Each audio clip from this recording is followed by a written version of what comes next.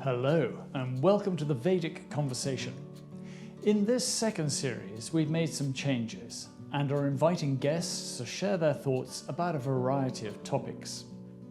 In this episode, we're talking with Giancarlo Potocco, who's worked for Facebook, Instagram, Apple, and the world's largest ad agencies. Giancarlo is fighting back against the mental health, productivity and creativity crisis caused by the attention economy and its agent, habit-forming technology.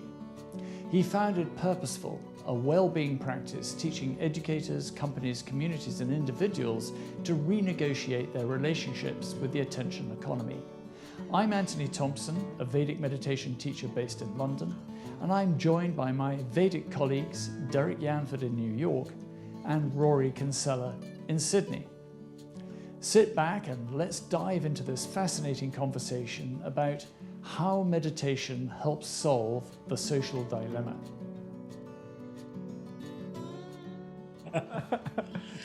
So, Giancarlo, I'd like to kick off by just asking, during lockdown, many of us have increased the amount of time we've spent on digital platforms. And for some people, this has been work-related, and for others, it's been a way of finding comfort and solace. In either case, there's been an overabundance of comfort, convenience, and stimulation. So, apart from having to get new glasses, what is the price we're paying or going to pay for this increased screen time? Well said. It's true. We are spending more time on these devices, and so many people have written to me or talked to me about this. They're concerned, in particular parents, but people working corporate jobs where they were already on their computers a lot. Now, in addition to work, they're on their computers just to stay connected to family and friends. They're worried that it's unhealthy. And they're always interested for a take on this sort of thing, thinking that I'm going to tell them ways to cut down on their usage and to avoid it. But here's the deal. As I always like to say, even pre-pandemic, I teach people how to use technology in service of their needs, their values, and their aspirations. And those are things that all can change over time. I teach ways that you can be responsive and adaptive to your circumstances, using technology to come in to support you in those areas of your needs, your values, your aspirations. And I think we could all agree that those things have shifted in the past year. During the pandemic of 2020. We've had to learn how to adapt. And I say, thank goodness that we have the power of technology to connect us over distances, while we're in quarantine, while we're social distancing. I don't know what I'd do without the connection I have to everyone. In fact, this year I feel more connected to people than I did last year in terms of my long distance friendships and family members. We look after each other more. And it's because of technology that we're able to do this. So I first and foremost want to say technology isn't the enemy, but it is important to know how it's been designed to influence our behavior, have that in our minds, while also holding in mind, well, what is the meaningful use of this technology in my life? We need to be careful about what we invite in. Instead of just getting every cool, whiz-bang new technology that seems good, we should ask ourselves, well, how is it actually going to help me live the life I want to live and live it better, rather than replacing time spent on things that might be more meaningful to us. So that's what I have to say about that in terms of our mental and emotional health and the role of technology during this time. But there is the physical aspect of it, right?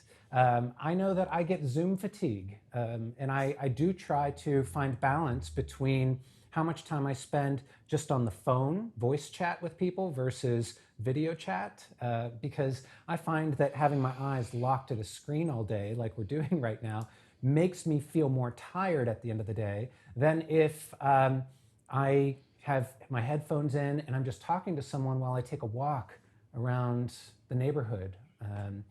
I feel better after a day full of those kind of calls than face-to-face calls. But to go one more layer deeper on that, and then I'll pause, it is important to maintain a balance of social nutrition in your life, a term that I use based on the work of Sherry Turkle from MIT, who wrote a wonderful book called Reclaiming Conversation.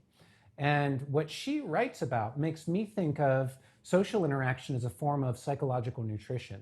And we need to find balance between the junk food of social interaction, which is what we get when we're scrolling around on social media platforms and just mindlessly watching content, clicking on memes, likes, comments, those sorts of things, versus face-to-face interaction, even when virtual, is much more nutritious for our sense of well-being, because most of the machinery up here in our brains is evolved to process a rich spectrum of things that happen when you're face-to-face with someone. It's not just about the exchange of language like you would have through texting or Facebook.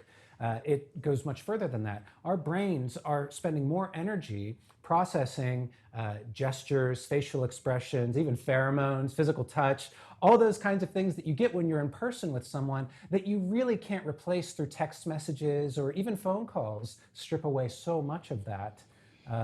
There's a hierarchy to these kinds of interactions. And so my point is, even during this pandemic, we do need to find balance between the kinds of interactions we're having. If I do all voice all day, I'm not getting as much nourishment as if I had a little bit of video chat like we're doing right now mixed in there as well. So are you suggesting Long response that we to a short question. That's what we like. that's a great answer. So you're suggesting that we kind of mix it up, that we kind of take a tutti frutti approach, have a little bit of everything. I would say experiment and see what works for you. One of my favorite workshops to run on this topic helps people build a balanced diet of social interactions and thinking about how they want to weight the amount of face-to-face time they have with people in a socially distanced setting versus time just by themselves in solitude, whether that's meditation or taking a walk free from the thoughts of others, or phone calls or email or texting or social media. And we even use a food pyramid style framework to show what is the rough balance you want to have and then what actually works for you, because your needs might be different than mine. There isn't a wholesale recommendation around how much of these things you should have. Experiment and see what feels good. That's kind of a good philosophy for life in general, to be adaptive to changing circumstances. I agree, but one of the issues we have is that the mechanisms that we use, the platforms we use, are so addictive, and we know, certainly as has been discussed and shown recently in the Social Dilemma, the new film that got released last month on Netflix. Yes. That the way the big companies are operating now is that our attention is a commodity. And, how easy is it? I mean, I absolutely agree with what you're saying about experiment, try things out, put things aside, try other things. But, we've got this thing that keeps drawing us in. It's like a siren pulling us into the rocks. How do we actually turn that around? Yes. So I worked inside of Facebook for 3 years and I saw this firsthand. And ultimately why I left was because I was so, for a lot of reasons, but chief among them being disappointed in seeing our leadership not take responsibility, or really anyone in the company feel any kind of sense of responsibility for the impact the platform was having on the course of human events. I was there for the 2016 election. I watched Mark Zuckerberg just flippantly dismiss the accusations that Facebook played any role in disinformation spreading during that 2016 election period. Really didn't want to take responsibility for it. I was there during the Cambridge Analytica scandal, and again, watched leadership, whether it was Mark or Sheryl Sandberg, stand up in front of the company or get on the news at night and be interviewed and deflect responsibility left and right. And it was grotesque to watch. And ultimately, I spoke to him about it directly, got no good response to that. That's a whole story in and of itself. And left to teach people about these things, because you're absolutely right. Whatever Facebook says, whatever the people who lead it say, fundamentally their business model is to build an algorithm that displays content to you that is so engrossing, so charming to your mind that it becomes impossible to stop scrolling. The same way that junk food is engineered to not fatigue your taste buds while being as potent as possible. And if you don't know about that, there's some great stories you can read in the press from food scientists talking about how they get that perfect balance. That's the same thing Facebook does, but instead of it being food in our appetite, it's digital content and our attention that's being manipulated here. So we do need to be mindful of that. Once you understand the threat, once you watch things like The Social Dilemma, you become aware of the ways in which you are a pawn in a game that's being played. You are inventory. Facebook's product that they are selling. Let's lay this out for those that haven't seen The Social Dilemma or any of the other films that have been made about this. Facebook's business model is to harvest as much of our time and attention as possible. We give it away for free because their algorithms are so good at showing us stuff that keep us scrolling instead of getting fatigued with looking at stuff and put down our phone or whatever it might be. They're so good at this. They've harvested the attention of over 3 billion people who are active users across all their platforms, because Facebook owns Instagram and WhatsApp and a number of other platforms as well. 3 billion people, almost half the world's population. They take that attention, our time, and then they're selling it to corporations who want to sell products to us, or to politicians who want to influence us with political ads and propaganda. And that's the whole business model. Facebook makes more money if they can harvest more of our time and attention and then sell it to advertisers to show. That's the whole thing. And I worked on a division at Facebook that was focused on understanding how all of this was changing human behavior, how it was changing the way we think, the way we feel, the way we behave, the way we communicate, the way we work. And what I saw, frankly, scared me into taking action and examining, is this true? Do I see this in my own life? And I went through the process of removing as much of technology, including Facebook and Instagram, from my life as was possible, while also working at those companies, which was an interesting challenge all in of itself. But what I learned in a period, I did an experiment, and for 2 months, I had dialed back my tech use as much as possible. That meant getting rid of my TV and everything, putting a little thing on my phone that said, "What are you really seeking?" Every time I looked at my phone, I had to ask myself that question. Was this a reflexive reach for more stimulation, or did I have a purposeful intent for reaching for that phone? And when we make that shift in that relationship and realize, oh my gosh, technology was kind of having me like a trained dog. Every time I heard the bell, I was panting for more food. Then you can take control of it. And that's what happened. In 2 months of this experiment with technology, my life was transformed. I felt better. I was using my time better. I was reading more books than ever. I picked up my hobbies. I was deepening my relationship with family and friends, a thing that I thought I didn't have time for anymore. And just generally was getting great feedback from coworkers and friends on, hey, what's going on with you? Like, you are on fire right now in the best way possible. So it's something that if you're not aware of it and you ignore it, you can't do anything about it. I have Facebook in my life. I have Instagram. I don't use them a lot, but I did transform my relationship with them by knowing what are the ways in which they try to manipulate me, which is what I teach about. And then 2, is there a reason to have these things in my life? Is there enough value? And ultimately I got to a place where I could balance those things out. Yeah, I've been very similar in that regard with my use of Facebook and Instagram. Like, I still use them, and as people with our own small businesses, we kind of have to be out there. That's where our customers are. But being mindful, as in, I'm going to take it off my phone and have it on my computer, because there's just that habitual thing of getting sucked in. And I found The Social Dilemma, I guess because I kind of knew a lot about it. I was like, yeah, does everyone not know this? And maybe they don't. But then I did like the kind of practical stuff they said at the end.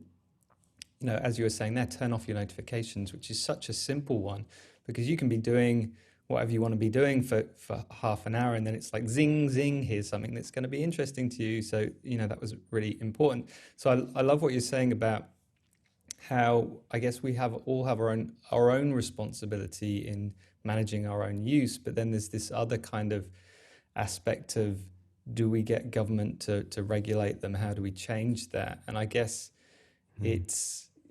we all have responsibility for our own part of it, and should maybe start there. But what do you think the likelihood of getting regulation around these behemoths is? I'm incredibly excited to see that a report just came out this week from Congress here in the US, a committee that spent about a year now investigating some of the major tech companies here in the US. And the report has found that they're actively participating in anti-competitive behavior. And the report hints at breaking them up. Now, the execution of that will prove out whether or not that's going to be a meaningful activity, but I hope they follow through in a meaningful way to break up some of the power they hold. That heartens me. And I know they've been calling Mark Zuckerberg and others to Congress to testify about these sorts of things.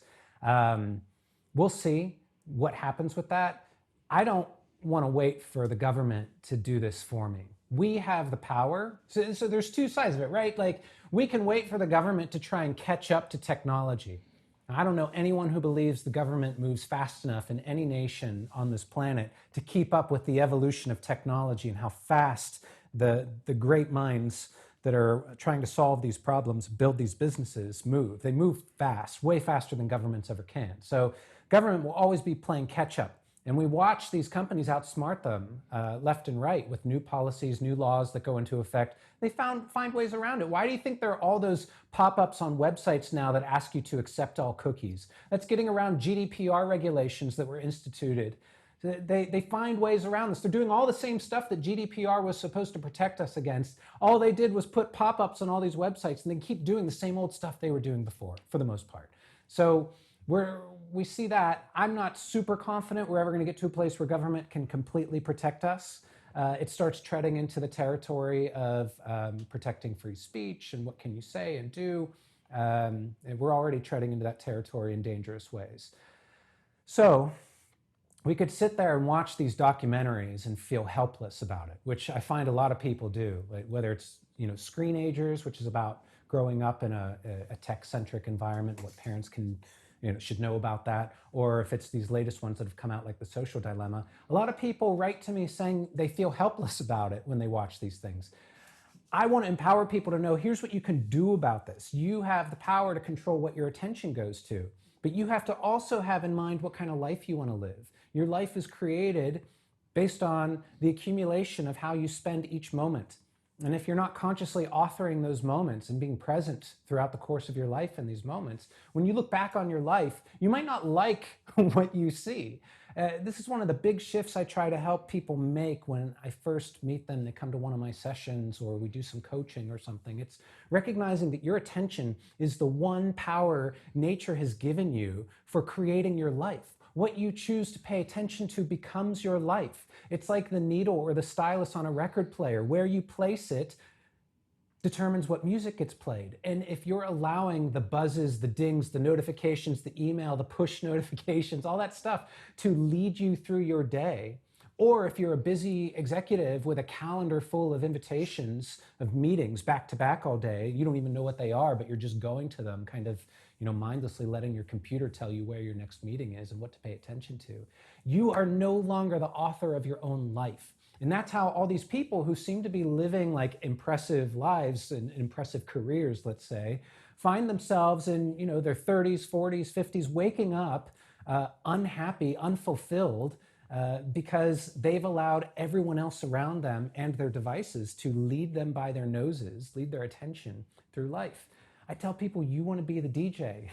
you want to determine where to place the needle on that record to determine the music that gets played over the course of your life. Pick it, choose it, get excited about what your life experiences were and what you're going to do next. But if you're not thinking about it and actively planning to author it and design the experiences, then you're going to be helplessly led around by whatever is the most charming thing in front of you. And that could be a whole bunch of cat memes on Instagram that after you spend 30 minutes cruising those hilarious memes, it's kind of like just binging on a bag of Doritos. You don't feel good and you're no better off for having done it. And you certainly can't sustain yourself off of that kind of junk food. I think one of the most powerful and inspiring things you've already just said in this conversation is how your personal relationships have changed for the better to the point where people were noticing and recognizing. And I feel like when we're talking about these notifications and that we have control over it, well, then Facebook or any other social media platform is just like a relationship, except for you're probably more able to set boundaries that that platform is going to pay attention to than crossing. And I actually listened to a podcast that you were on where you had said you had stopped the feed from everybody on Facebook. And then you just started to reintroduce certain people that you wanted to follow. And then you had a news feed that was filled with inspirational people or people who you really wanted to pay attention to. And I think what we haven't really uncovered enough of is that, yeah, either we can interact with those platforms with the default mode that is given to us, or we can take a little time and do a little digging and set boundaries or whatever and treat it like a relationship. What kind of relationship do I want to have with it, especially if it's going to lead to me having deeper, more fulfilling relationships with actual beings in my community? You know, and especially for a person like you who's worked for those platforms, that you found that out and you're having, I would imagine, a better experience having, doing what you did. That's inspiring to me. I don't feel hopeless. I mean, I can understand why you would, but it's like, yeah, I can turn those notifications. I can delete it if I want to. So I love the hope that you are giving to people to say, you can take some control here. Don't feel like there's nothing you can't do. So thank you for that. Ah, beautiful. I love hearing all of that, and thank you for the kind words as well. But I love hearing you feel in control. That's what we want. And honestly, when I speak to fellow meditators, I find that they often are in control of these things in a way that non-meditators aren't, which is always very interesting to me because we get comfortable with solitude. And I don't know about where you are, but in the communities I belong to, solitude often has a negative connotation. It gets lumped in with loneliness. And it's important to create a distinction between what solitude is and what loneliness is. There's an epidemic of loneliness in this country, no doubt.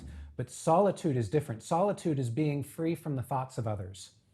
It's spending time with yourself, which is what the practice of meditation is, but it's not the only way to experience solitude and to be comfortable with yourself and your own thoughts without stimulation. And the point you were making about you went in and changed the settings on your news feed on Facebook, which people don't know you can do. They think the algorithm determines everything, but Facebook actually gives you the ability to control what shows up in your feed. And so, taking this idea of solitude so far as to even remove the voices that distract you online, experience what Facebook is without the feed is a fascinating thing, because all of a sudden Facebook becomes what it originally was, which was a social utility that allowed you to map your network of contacts and then seek out what you wanted from them, whether it was connection with them or to look up their birthday or whatever it might have been back when it was just a fun little diversion for college kids. But we do have this power, and it's one of the things I love to teach. I often teach 10 techniques that allow you to take control of your relationship with Facebook. It's one of my most popular talks and workshops that I host. You can get a taste of it at purposeful.nyc/10 ways, 10 ways, purposeful.nyc/10 ways. And I've published the list of things you can do right now. It's changes to the settings on your phone, different prompts you can place in your environment, and other things you can do, other habits and things that you can embrace as little experiments to see what happens when you start taking control of the way technology shows up in your life in small ways. And that's all you need to do to get started and create some momentum towards really what could potentially be a total transformation in your relationship with technology, which is definitely what I saw when I started taming some of the distractive forces in Facebook and Instagram. So much so that I thought I was going to end up deleting these platforms from my life completely. But once I realized I could take control of them and make them a force of good in my life, by altering how it actually functions in my life without changing any of my habits, just settings in an app. It was incredible. And so, yeah, I mean, my Facebook feed looks dramatically different than it would have if I hadn't done this. It's full of inspiring quotes and thinkers and certain members from my social circles and family who use the platforms intentionally. I actually follow more accounts that are related to like inspiring quotes and meditation and great thinkers and philosophy than I do individual people. Because if I want to know about someone's life, I'd rather call them or get on FaceTime or set up a time to take a walk socially distant somewhere safely than look at pictures of their newborn on Facebook. I see that. If I do see that in my feed, well, I don't want to sit there and comment on Facebook. I want to get on the phone and call them and talk to them, or plan a time to go see them. I don't want this. I don't want it all digital. That's no thanks. So, but that's me. And so, other people might prefer it that way. Other people, that might be the only way they can do it. So finding what works for you, finding what feels good, deleting your feed if that's a thing you want to do. It's fun to try and see how it shows up. The other part of that I'm curious though too is making the shift, actually deciding, okay, I've had enough of that. I want it different. Can you maybe talk about the role your meditation practice had in leading you to that decision and making, because I think the other thing that some of us are afraid of, even if it's not good for us, is change. We've gotten so used to something, it provides value. We don't want to, fear of missing out, all of that kind of stuff. So maybe if you can talk a little bit about how meditation maybe helped you go, okay, I get that, but now time to exit. Yeah. So, meditation is such a perfectly beautiful contrast to using our devices. When I was last in India, I got to hear a Swami who lives in a cave, isolated from civilization, come and speak to the group I was with, including Anthony, who was there. And he pointed at us and said, those phones that you're carrying, they are vibrating with the energy of the universe, and you wonder why you can't find peace. We are staring into these things that are truly vibrating with all this energy, a lot of it negative, right? If I think about my meditation practice, I start my day with it. It's the first thing I do after I get up in the morning. And that's in contrast to what I used to do, which was use my phone as my alarm clock. And so before my head is even off the pillow, I'm reaching for my phone and looking at the screen. What happens when you do that? Well, all the stresses of the day come pouring into your consciousness, right? You're faced with, here's my agenda for the day. Here's the stressful email from my clients. Here's a news update about some nasty, dramatic thing that has happened in the political world. And all of a sudden, I'm filled with stress chemistry, right? That triggers that fight or flight response at the base level of our brain, and it sends stress chemistry through my body. So I haven't even begun my day yet, and I've already got my own body working against me. Whereas with meditation, I'm doing the opposite of that. I'm enjoying some solitude. I'm getting quiet. I'm conditioning my brain to know what it's like to enjoy being without the constant stimulation. It's like, it's true that we get, your brain starts to crave stimulation that is provided by television, video games, cell phones, all the stuff we do on those devices. Meditation has trained me to enjoy being without that constant stimulation, where I can sit in a waiting room or in line somewhere for 10 minutes without the urge to reach for my phone. I can just be. I can just observe. I can just be present in the moment in a way that I used to constantly have to be doing something. Oh man, I'm so bored here. Give me my phone. Let me see if someone tweeted something interesting or posted something interesting on Facebook. Oh, let me devour the news in every idle moment that I have. By the way, all of that is information that isn't really relevant to me living my life. And so many of us spend all day consuming the news when really maybe a 30-minute news session once a week gives you everything you need to know in order to be an informed voter, or whatever it is that you need information for that comes from the news. So meditation taught me and retrained my mind through a daily, twice-a-day practice of 20-minute meditations, reconditioned my mind to enjoy being still. and not being still in accepting boredom, but finding delight in simpler things that, you could say that sounds boring, but in the moment, it's freaking delightful. And so I've just moved from New York City to Los Angeles, and you know, I just find myself staring off at like the plants that are here. I'm not used to having plants. It's like so amazing, like watching the greenery everywhere and the way the wind blows through the trees. And it's like, I'm delighted. And I didn't even need Twitter or Facebook or Apple TV to make me feel that. So that's one of the big shifts that meditation has created in me, that has helped me break that dependence on these devices to entertain me, stimulate me all day long. Beautiful.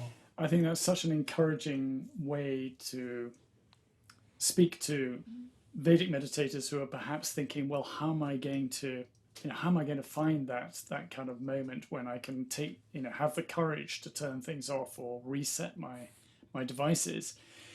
The big issue is that, of course, we as meditators, there are many of us, but in the big scheme of things, we're actually a very small group of people. But we have a responsibility, and of course we do have an effect on all the people around us. Did you notice when you were working in Facebook and some of the other big corporations that there were other meditators, people either using Vedic meditation or other meditation practices? Did you come across people like that? There were, I never found another Vedic meditator inside of Facebook. Not that they aren't there. But I never came across them. And I even hosted a Vedic meditation session where Tom Knowles came in and spoke, and filled a whole big room at Facebook and had people dialed in from all across the world to tune into him being there. But none of the people that I came across while organizing that said, "Oh yeah, I'm doing Vedic meditation." There are other meditators there. I didn't find anyone who was super regular in their practice. I didn't find anyone who saw it as anything beyond just a way to de-stress.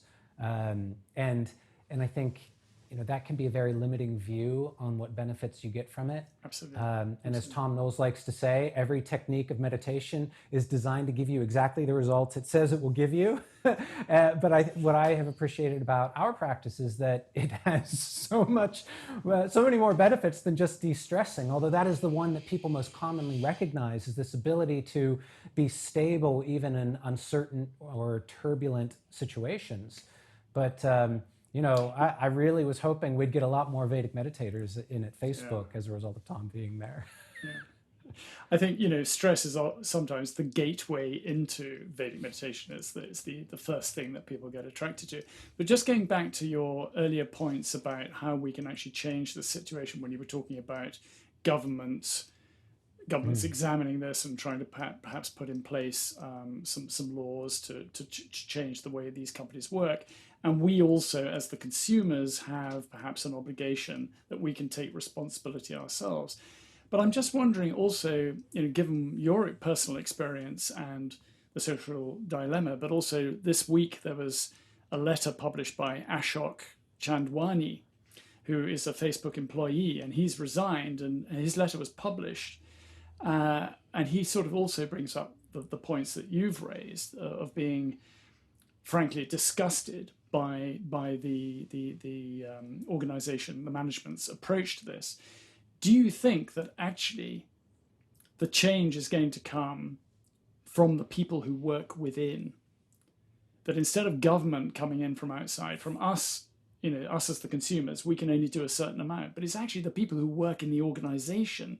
If enough of them, if there's a critical mass who understand that what they're doing actually isn't helpful, that it's seriously counterproductive to the development of the human mind and to the fulfillment of human beings, that we are being manipulated and tweaked, maybe that could be the place where we as meditators, are we going to target, do we have a mission to target Facebook employees and say, hey guys, we know, I suspect you're probably a little bit disconcerted at the moment. Why don't you try this?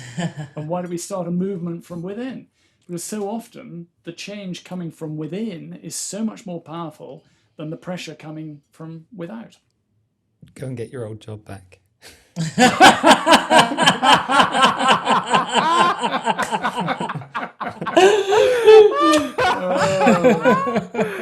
Oh my God. Yeah. Okay. There's a lot to unpack there. I want to focus on what would be most beneficial for folks to hear. Have you ever have you ever known a group of people? Oh, go ahead. No. I was just listening.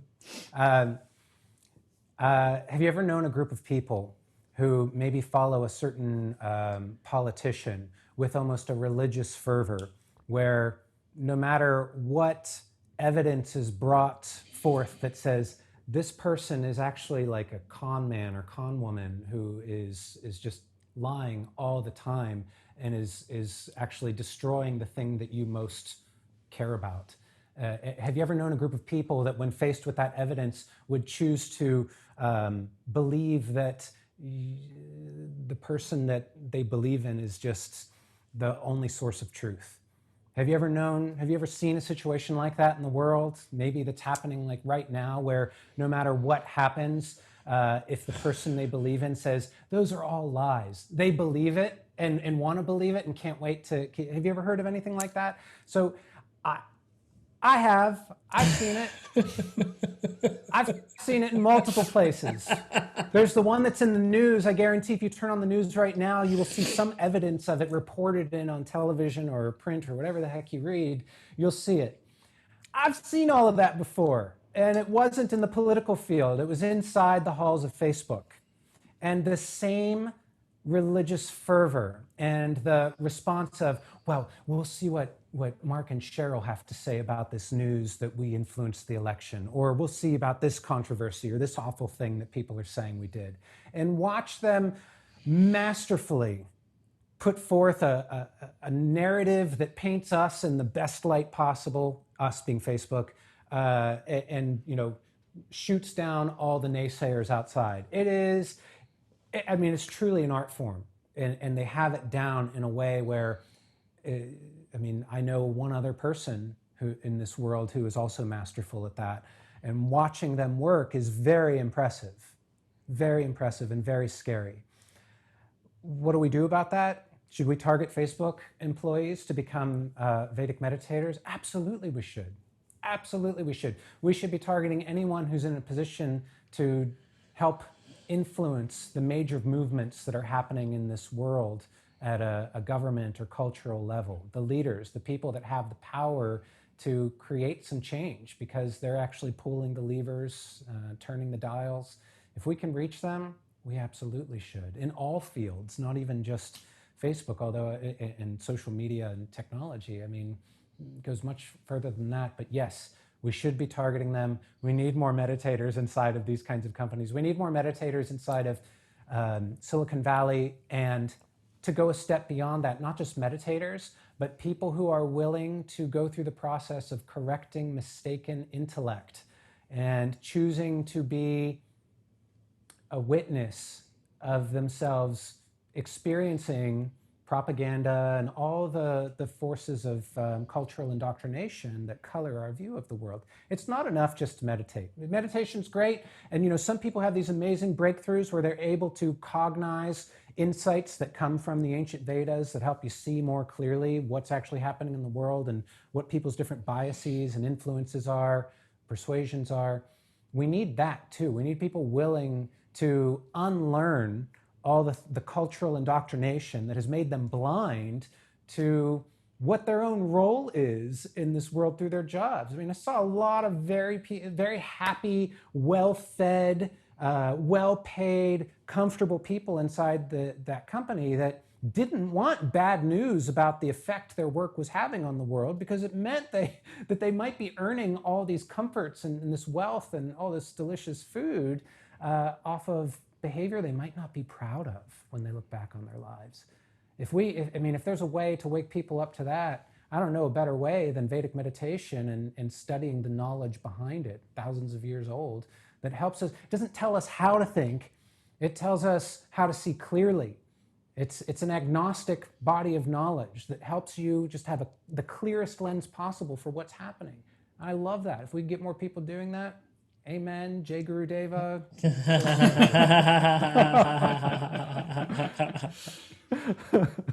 So that's, that's the step after get your house in order.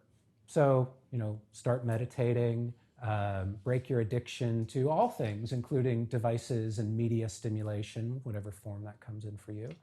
And then once you've got that under control, how can you be a resource to others? How can you be that positive influence, an exemplar of what it is to live a more intentional, purposeful, balanced life? I mean, when I was inside of Facebook, there were two reactions I got. At first, people were like, oh my God, you are on fire. You are just performing better than ever at work. You are effortlessly delivering results in a way, you seem totally unstressed. What do you have? We'll have some too. And then once I taught them what it was, the other reaction was, oh, wait, you're saying that what we're building might not be good for us and we should tone it down? I remember the day that I led a session in a team meeting where I was like, here's how to tame your Facebook news feed and really sculpt it into what you want it to be, like we were talking about before, Derrick. And the reaction from people was, are you okay? Like they weren't willing to hear it. Obviously, like I didn't do my job in meeting them where they were. There was a gap that I didn't effectively bridge, but I did get, once I went beyond the, here's how I am, now that I meditate and now that I've reduced the influence of technology in my life, you think it looks so good. Once I tell you how, all of a sudden it forced you to question, your job or the company that you work for or some of your own habits, and it was uncomfortable for people. And so that instead they wanted to say, no, something's wrong with you. We don't want to buy that there's anything wrong with us or the place that we work for. So that was interesting. I heard you say something else along the lines of how the geniuses of the world need to take their eyes off the phone. And everybody needs to start using their mind to help us reach the solutions that humanity is facing unlike they have ever in before. And what that triggered for me was like, I was like, well, what's my genius? And are there people who, if maybe they were given another opportunity to go, hey, look, the phone is great. We know you can connect with people. Like you said, the universe is vibrating in your hand. However, what if you looked up from that? How could you bring your genius out into the world? And so I'm like, I want to inspire people to bring their genius into the world. And that might mean, or probably will mean, you got to put your phone down to do it though. That's right. That's right. I mean, I hope to be a teacher of Vedic meditation someday. And I get a little bit of practice in teaching about it when people ask me about my practice and why I am a Vedic meditator. And the benefit that I tend to espouse the most is the fact that meditation has tuned me into my intuition in a way that I never was before. And what does that mean? That means that I'm tapped into that innate creative intelligence where all the creative energies flow from. When you think about great artists and geniuses in this world, those are the folks that were most tapped into that creative intelligence or that intuition, as we most commonly refer to it as. And to have regular, sustained access to that is so delightful and so transformational. And it makes you fearless. It makes you appear fearless to others because of the decisions that you make to reshape your life in ways that are more authentic to who you are and what you actually want versus what your culture has told you is the best way to live. And that is one of the greatest benefits there is. And for some of that means unleashing the innate genius we have to solve the problems that are facing humanity right now. We need more of those geniuses putting their phones down and rising up to tackle the challenges. Like here in the US, we've had over 100 days of people protesting in favor of racial justice. That's incredible. These people have put down their dang devices and gotten out on the streets. And that's amazing. And that's another force that's happening that's trying to create positive evolution in our culture. And that can be spun a number of different ways depending on your political biases. But these are people that are fundamentally standing up and saying, enough is enough. I want to be treated equally, and others that aren't being treated equally who are also standing up with them saying, we need to make change. I love this, and that's beautiful. And so it doesn't mean we're all going to go out and become, famous artists or genius scientists or incredible leaders of institutions. Like a form of genius is being an incredibly skilled teacher of meditation, right? Like if you have the power to make a technique relatable enough to a person that they adopt it as their daily practice and then get to reap the benefits of it, oh my gosh, I mean, is there a greater gift you can give? Because I fundamentally believe, at least here in the US, a lot of our problems stem from the fact that we have a really poor education system, and we have people who are heavily influenced by the media that we're surrounded by. And if we could get them seeing more clearly and more steady in their own beliefs and intuition, that they would be immune to a lot of what they see on Facebook and the news that is influencing them in ways that makes them unhappy at the end of the day and leading an empty, meaningless life. I know that sounds really harsh, but ask people that have had those moments where midlife crisis is a thing, right? And that's coming to terms with the fact that you've lived by society's rules for so long, you've chased all these ideals that they try to teach you lead to a good life. And if you haven't done the inner work, if you haven't created some inner stability and connection to, well, what makes a meaningful, satisfying life for me, then you're going to hit that midlife crisis and wake up, leading a life that doesn't fit you. I want to lead a life that fits me. I don't know how we got on this topic, but I'm glad you brought it up. And I think it's the idea that by connecting with that creative source, we find fulfillment there. We find inspiration and all those other things, and that makes us less needy and less looking for that satisfaction from the outside world, which could be any manner of things. I used to be a heavy drinker, so it's alcohol for me.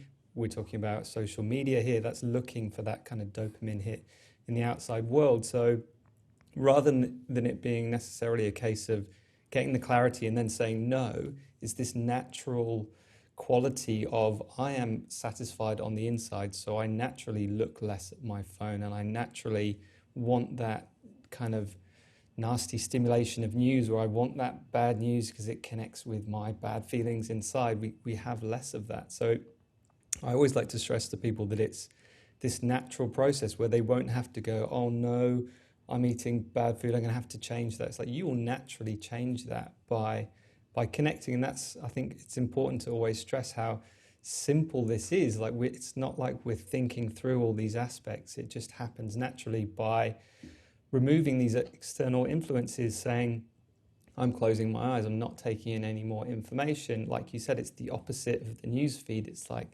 zing, taking that off, and then everything else is a natural byproduct of that, and it becomes this playful experience rather than going, right, I now have to go through and remove all these bad things. They just fall away because you need them less, which I think is always important to show people. And then the other kind of technology thing that I love to bring up with students at intro talks who are like, oh, I haven't got time for this. I'm like, do you have an iPhone? Do you have the screen time feature? Let me see how many hours you spent on Instagram this week. Yes. Oh, that's my favorite. I don't have time for this. What you aren't changing, you are choosing. Someone said that once, and I never forgot it. I don't remember where it came from, but what you aren't changing, you are choosing. So people that come to me and say, my kids are addicted to their phones, and what do I do about it? I'm, stressed out and busy. I don't have time to deal with this. Well, is it important to you? Is it more important than what's occupying all your time? Raising good kids, raising kids in a way that feels true and authentic based on your values and morals. What's more important than that? I mean, show me your calendar. Show me what is so important that it takes you away from that. And it's usually work, right? Like we point to work as our excuse to get out of a lot of things that would be better for us. Okay, well, if you want to choose your career and maximizing your earning potential over the course of your lifetime, well, you have to make peace with the sacrifices you're making. And those sacrifices might mean not tending to your children as carefully as you'd like to as a parent. Is it worth it to you for that, to make another $50,000, $100,000 a year in your salary because you're more competitive, because you rise up through the ranks faster, you take on more responsibility at work? The more responsibility you take on that occupies your time so much so that you can't tend to the things that are important to you personally, well, you're choosing that. And make peace with it now, and don't be upset when your kids behave in ways that aren't the way you wanted to raise them. I say this somewhat sarcastically, right? Because obviously we want to be good parents.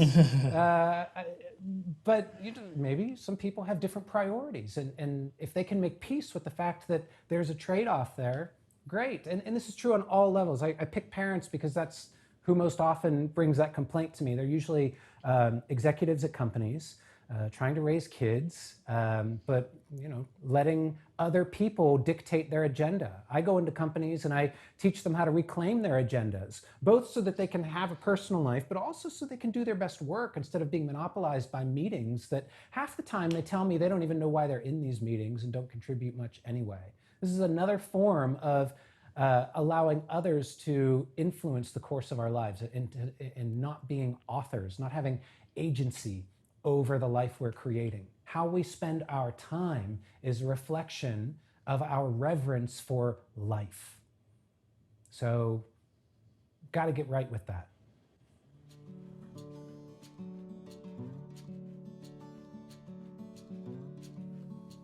What a fascinating examination of our relationship with technology this conversation turned out to be. Experts like Giancarlo agree that the first step to acting with purpose rather than compulsion is to take stock of just how much time our tech takes from us without our consent. Begin tracking what you're doing with your screen time and take a critical look at where that time goes. Did you choose to spend 3 hours scrolling through your feed, or did it just happen? If this conversation has raised some thoughts or comments, we'd love to hear them and have you join the conversation. Please send them through to us at stories@thevedic.conversation.com or post them on social media with the hashtag #TheVedicConversation. If you've enjoyed this episode, please share it with your followers and don't forget to subscribe to our channel. See you next time.